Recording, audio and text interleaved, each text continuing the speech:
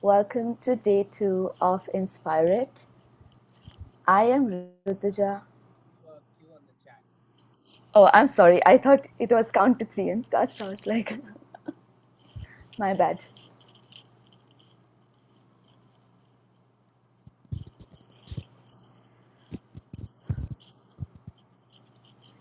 Hi, everyone. This is Rutuja. Welcome to day 2 of inspirED. I am dialing in from United States of America. I am an undergrad at Lake Forest College, and I have been a Teach for India student for almost 7 to 8 years. And I'm really excited to have the opportunity to be at inspirED today and share and learn a lot from you too. Hello everyone, it's Riya. I belong to the Indian states of Uttarakhand. Currently, I'm studying in class 12th of Nanakmatta Public School. Since last 2 years, I have been working with CFIX. So today, our main focus and the theme is about the widened gap within the education system, and we will be focusing on the theme of rebuilding the future. And when we are thinking about rebuilding the future, we are mainly talking about how are we going to get back to the normal living when it comes to school reopening, because now a lot of schools have started to reopen, but at the same time we need to also think about the fact that we have gone through a lot of learning and development losses because of the pandemic, and our children has faced a lot along with the teachers who have been finding it difficult to teach online. So yeah, we will be talking about children and how are we going to rebuild the future within our education system now. So just to highlight a few facts. So this data is basically before the pandemic, and it shows how there has already been a gap even when we did not have COVID, and there was a gap within learning and the kind of things that we did with our kids. So, for example, 50 million children in primary grades were not attaining foundational literacy and numeracy. So, this shows that there has been a loss already, and there have been students who have already been behind their syllabus or their learning compared to the grade that they are in. And just highlighting another fact, which is 3 out of 5 students in rural areas and 2 out of 5 in urban areas of India were slapped, made to stand outside, or locked in a room as punishment. You can take like a glimpse of the statistics that are on your screen, but just thinking about, like there has been a lot of gap already, um, even before the pandemic hit us, and students have been struggling with their grades or even reading or writing.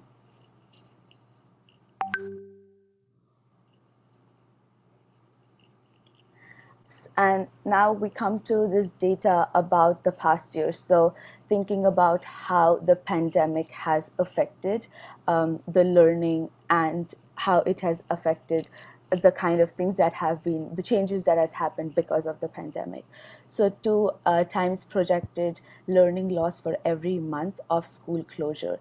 So that means that every month that the students have missed learning, they have lost a lot already, because it has been 18 months and there are still schools that are not reopened completely. And it will take 10 years approximately to catch up with all that the students have been missing in the classroom. And an important fact is also more than 7 out of 10 Indian households do not have access to internet. And this has been the main issue, especially when the pandemic was hit and we had to be in our house just learning through our devices. So you can see how it was more about the devices and us and just learning on our screens. And now we come to the projected impact of the loss, or the after the pandemic has hit, what is projected. So 9 million children, additional children, are at the risk of being pushed into child labor globally. So this means that, of course, there has been a lot of issues regarding or learning loss in the education system, but at the same time, issues such as child labor has also emerged during the pandemic, and it may continue. And and then 24 million additional children are at a risk of never returning back to schools post pandemic globally. And this is a big number, thinking about how we want like Teach for India thinks about visions that all students should attain an excellent education, and then we look at this number and it's more like students are dropping out. So this is disheartening, especially because we want students to come into classrooms, but because the pandemic and the situations and everything that has like the students have gone through has changed, this results in having such a big number of people dropping out. So before we move into the quote and talk about other students, I would request Riya to share how was it for her to be in the pandemic, like learning. Thank you, Rutuja. Uh, that time, 2 years ago, I was in class 10th, so it was very difficult for me to stay in home and stay motivated alone, because peer learning is something which motivates us and helps us in learning. So, but those times were very difficult and very dangerous. For me, very dangerous, because I was in home and there is not such environment in our homes to study. So it was difficult for me to be self motivated. And I also saw many students around me who didn't have access to quality internet connection, and even the internet connection of my home was also not so good. So it was difficult for me to connect through our mobile phones and stay in touch with screens. So those were difficult times for me too. And yeah, Rituja, if you can share what was your experience and briefly, so then we can proceed. Thank you, Ria. Yeah, so I was at home. I was supposed to come to the US for my first year, and everything just went online for the first 6 months, and I missed like the first important college experience. And I feel like that affected my social life a lot, because there were interactions, but again it was only talking to the screen and just saying hi to people on the screen, but there was no in-person interactions and there was no activities, so we had to do everything online. And the second problem was the time difference, because US and India, like I had to be awake the entire night to attend my classes. That resulted in me not really being focused because I was sleepy and distracted at the same time, and that resulted in me not doing as well in my academics as I wished I would. So those are like, some of my highlights from the pandemic. Yeah, so now we are just going to go into what other students that we interviewed or spoke to spoke about. So Soumya, who is a grade 12 student, highlights the fact that she wanted to experiment online learning because it does sound fun for students being like, oh, we are at home and we are learning. But at the same time, after a few months, it was just not what we wanted, or it just was difficult to interact and have that exposure with the students and as well as the teachers.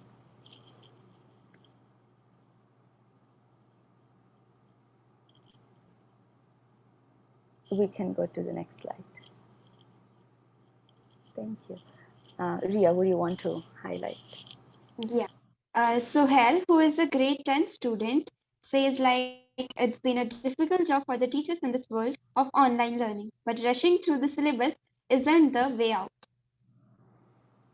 Yeah, so this basically highlights, like how it is also on the part of the teachers and the students. So teachers, it being adapting to the new world of online learning, but at the same time, they just rushing through wasn't really helping the students, because we were also part of it.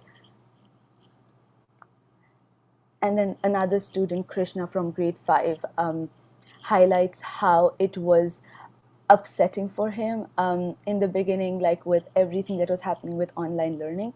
But one thing that he highlights is um, he did not have a device, and that internet connection will now determine whether I will learn or not. And I personally feel this is a very strong statement, and at the same time true, because that was a situation for so many students who did not have access to internet or a device, and if they didn't, that meant they didn't learn, and that meant that they were falling behind their learning in the classroom.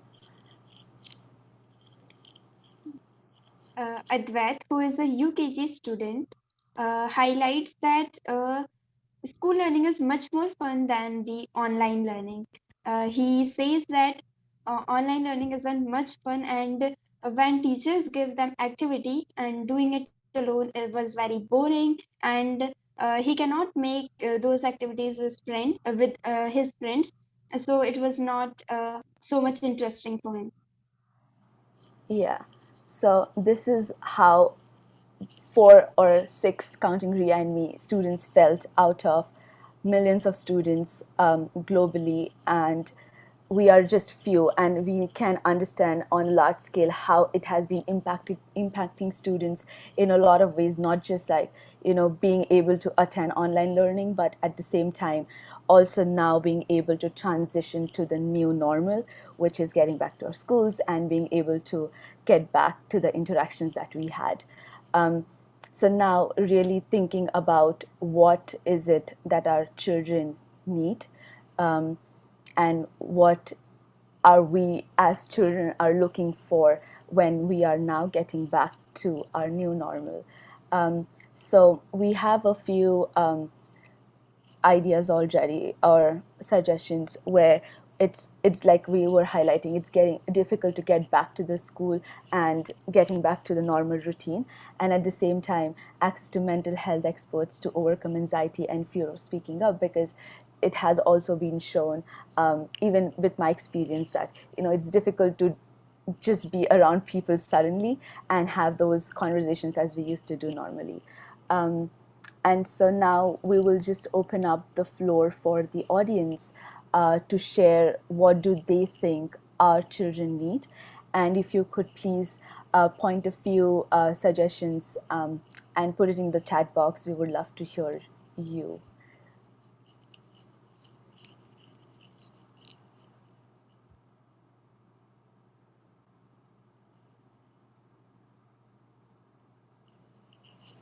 Anything that you think our children, or whatever you if you are a student, an educator, what do you think your children would need, or we as students, what do you think we really need during this time of rebuilding the future?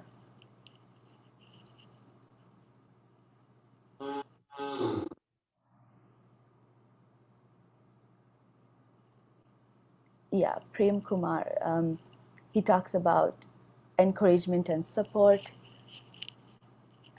Shaheen Didi say, and there's also students need safe spaces. Shaheen Didi highlights children need us to ask them what they need, and yeah, that is a perfect segue to knowing what we were going to say. So now we need to listen to our children, and really understand what is it that they need and want. So yeah, there have been, like in the chats it's coming up, like emotional support, whether they need any encouragement, because this is just again new for us. So now this is the time for us to really ask and listen to them as to what is it that they need and want. And yeah, I would thank you again, all of you, for being able to attend this session. And before you all leave, I would just want to highlight a campaign that Teach for India will be doing soon regarding building student voice and agency. So this is a campaign where we will be talking about how you have used strategies or different practices within your classrooms or in your spaces to really listen to your students and know what do they need and want. So if you could take a few minutes to just put in the chat again to think about what were some strategies or practices that you have been using in order to reimagine the role of children, and asking them the question of what is it that they need and want. We would really love to hear your responses.